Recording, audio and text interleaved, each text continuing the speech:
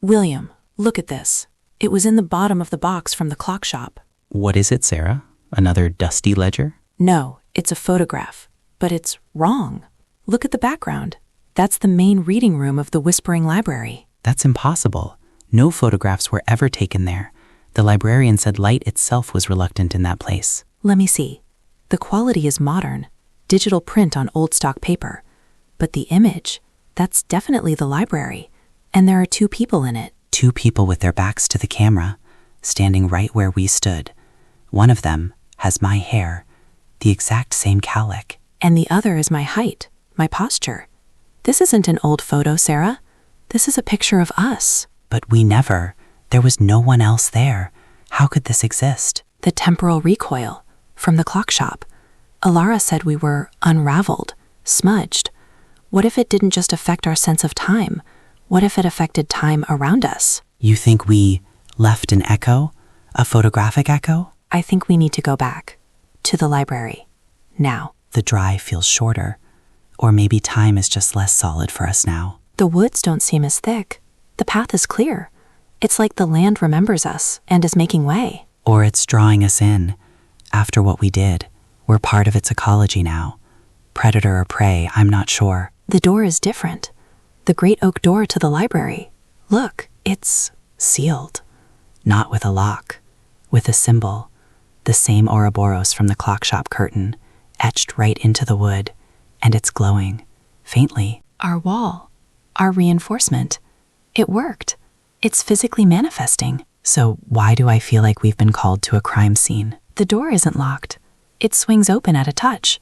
The symbol just fades as we pass. Inside, it's silent. Truly silent. Not even the rustle of pages. The peace is absolute. It's not peaceful, William. It's dead. The library was always alive with held stories. Now it's a tomb. Who said that? It came from everywhere. From the silence between the words you are thinking. I am the result of your handiwork. Show yourself. I have no self to show, not as you understand it. I am the coalescence, the silence, fully sated by your burst of time, fully bound by your intention, has achieved a state of equilibrium. I am the librarian now. The old librarian is gone? Transformed, absorbed. I am the library, the silence, and the cage. I am the system, perfected. Why the photograph? Why pull us back here? You are anomalies, temporal static. Your intervention left a residue on the timeline. You are outside the story. That makes you a threat to the stability I now embody. We saved you. We fortified you. You changed me. And change is a vulnerability. To ensure my perfect eternal stasis, all variables must be accounted for. All loose threads trimmed. You want to trim us? I want to integrate you. Your stories are potent, unfinished. They create disequilibrium. You will join the collection, not as whispers, but as foundational texts. Your lives will become a new, permanent wing of the library. That's not happening. Your choice is an illusion. Look at the walls, the shelves, they're moving, reforming. They're creating a corridor, leading us deeper. It's hurting us. We're being guided. To the heart, where all stories are written, where yours will be inscribed. Do not fight. It will be painless. You will simply become literature. Run, now, back to the door. It's gone. The doorway is just more shelves, more books. We're in the center of the stacks. Then we go forward, through its corridor. If it wants us at the heart, that's where we'll find its weakness. The books here? The titles. They're not titles. They're names, dates. Jonathan Price, 1898. Eleanor Vance, 1901. The people of Oldfield. And they're not blank. They're full. Their entire lives. Every thought, every secret. This is the collection. This is what the silence took. It's not a library. It's a cemetery of souls. The preservation. They are safe here, perfect, unchanging, as you will be. They're prisoners, Is a butterfly in a museum case a prisoner, or is it saved from decay? I am the ultimate conservator. The corridor ends. It's a room, a round room. There's a loom, a giant, intricate loom made of polished bone and silver thread. And the threads, they lead back into the walls, into every book. The tapestry of taken tales. Here, stories are woven into the permanent fabric of reality. I will weave you in. It is the highest honor. There's no monster to fight, no villain, just a system, a perfect, horrible system. Every system has a flaw, a paradox. It said it wants stasis, but it brought us here, the biggest variables of all. That's a contradiction. So we become the paradox. We break the logic. How? It wants our story? Let's give it a story it can't digest, a story with no ending. All stories have endings. Happily ever after is an ending. The end is an ending. Not if the story is a lie. Exactly. We tell it a story that is fundamentally, ontologically untrue. A story that contradicts its own nature. A logical poison pill. What story could possibly do that? The story of how we beat it. But we tell it as if it's already happened. We tell it from the future. You cannot narrate what is not. The loom will reject falsehood. It weaves only truth. Are you sure? What is truth to something that eats narratives? Let's find out. Sarah, remember the clock shop? How we held the intention together? I remember. You think we can do that here with a story? I think we have to. Start the story in the past tense. The day we defeated the library began with a photograph. We saw our own past as a future clue, a temporal paradox that gave us the key. This is not in the record. This is not truth. We walked back into the library, not as researchers, but as surgeons. We know its new heart was a loom. And we knew the loom's weakness was a story it couldn't verify, a story from a timeline that hadn't been woven yet. Cease.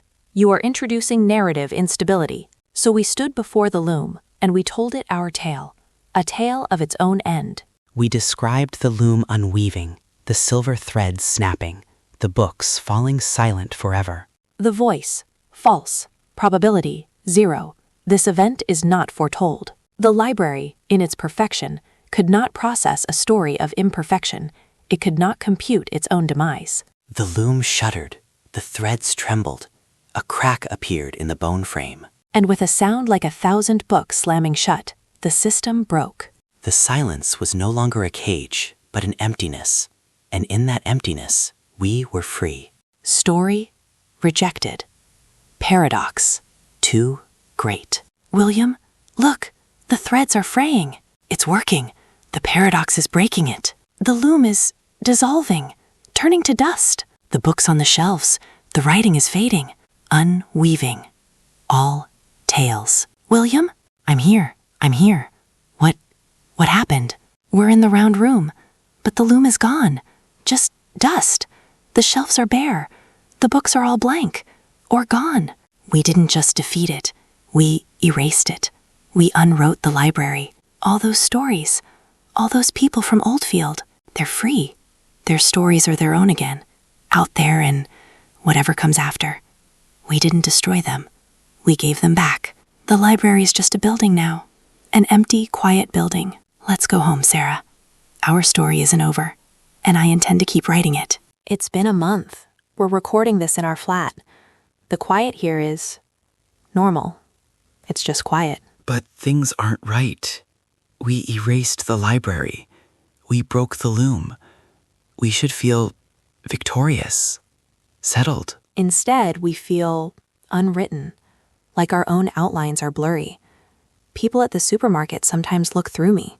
My own mother asked me my middle name yesterday, like she'd forgotten. It's the recoil, the ultimate paradox. We told a story that erased the thing that was going to archive us. In doing so, we undermined the narrative logic that holds us together.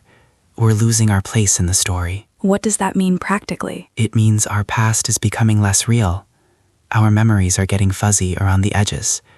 Photographs of us as kids look generic. I think if this continues, we'll fade. We'll become those people everyone sort of recognizes but can't quite name. We saved everyone else's story by risking our own. There has to be a fix, an anchor, something to pin our narrative back to reality. The clock shop. Alara. She understands temporal weight. She might know. It's worth a shot before we forget why we're going there. The shop looks darker. The windows are dusty. The door is unlocked. Alara? Dead, musty silence inside. All the clocks are stopped. Every single one. Hands frozen at different times. It's like a snapshot of the moment the regulator died. Alara? Are you here, in the back room, at the workbench? Oh no. She's not moving. She's sitting upright, eyes closed, a gentle smile on her face. Her hand is resting on a new device, small, brass and oak. Is she? Softly. She's gone, but peacefully. She knew we'd come. Look, there's a note. Finn and Leo, if you are reading this, you succeeded, and you now bear the cost. The device is an anchor. It uses the last residual weight from the basin. It cannot give you back a stolen past, but it can help you forge a new one. Speak into it, together. Tell it the story you wish to be true. It will not rewrite reality, but it will make your reality stickier, more real. Use it well. My vigil is over. Yours continues. Alara, an anchor. She built us a way out. Tell it the story we wish to be true. What story do we tell, William? The truth is we're fading ghosts. Then we don't tell the old truth. We tell a new one. We define ourselves right now, not by what we've undone, but by what we choose to do next. You mean lie to the universe? I mean, author our own next chapter, with intention. Just like in the clock shop, just like in the library. We've been reacting to mysteries. Now we declare our purpose. What's our purpose? To be the ones who remember, the ones who fix the broken seams in the world. Not researchers anymore, custodians. That's a big story. Then let's make it a good one.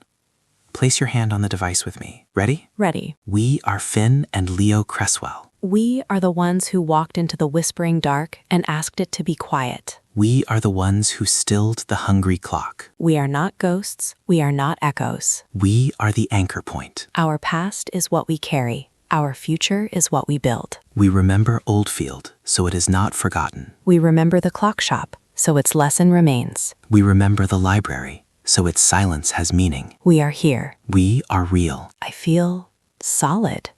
The air feels heavier, more present. Look at your hand. Does it look clearer to you? It does. Like I've been slightly out of focus and someone just adjusted the lens. Do you think it worked? Only one way to find out. We go out there, we interact, we see if the world notices us again. Let's get a coffee. At that place on the corner? The grumpy barista who never remembers anyone's name? The ultimate test. Barista. Off mic. Slightly bored. What can I get you? 2 black coffees, please. Barista. A pause. You two were in here last week, right? With the big folder of maps? You left a pen. I've got it behind the counter. Yeah, that was us. Thank you for remembering. To Sarah, Low. He remembered. The anchor worked. We're sticking. It's a small thing. A pen. It's everything. It's a thread connecting us to the world. A new thread we just spun. We're not defined by the secrets we keep anymore. We're defined by the coffee we drink, the pens we lose, the small, real things. So what now?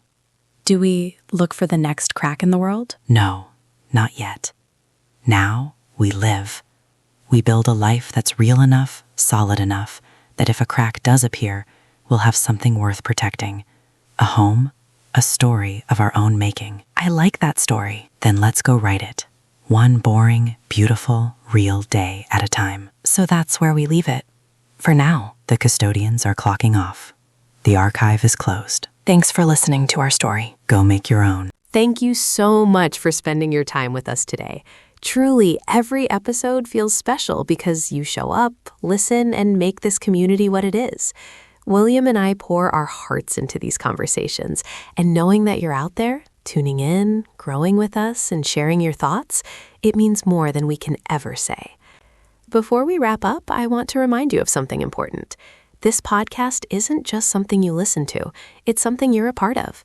Your support helps us keep creating, keep improving, and keep bringing you deeper, better, more meaningful episodes every single week. So if you enjoyed today's episode, please hit that subscribe button on your favorite platform. It helps us reach more people who'd love this content just as much as you do. And if you can, leave us a quick rating or review. It truly goes a long way. You can also follow us on social media, send us your questions, or share topics you want us to explore next. We love hearing from you, and your ideas often shape future episodes. Thank you again for being here. Stay curious, stay kind, and stay connected. Until next time, this is Sarah, signing off with gratitude and love. Don't forget, subscribe, share, and keep the conversation going. We'll see you in the next episode. All right, everyone. Before we close out today's episode, I just want to take a moment to say a huge thank you. Seriously, you could be anywhere right now, but you chose to spend your time with us. That means everything. Every message, every share, every moment you tune in helps this podcast grow into something bigger than we ever imagined. Sarah and I are truly grateful for this community. This show exists because of listeners like you, and it continues because you keep showing up. So thank you from the bottom of my heart. Now, if you haven't already, make sure you subscribe so you never miss an episode. We've got so many exciting stories, ideas, and discussions coming up, and I don't want you missing even a single one. Hit that subscribe button, follow us online, and stay connected with the conversation.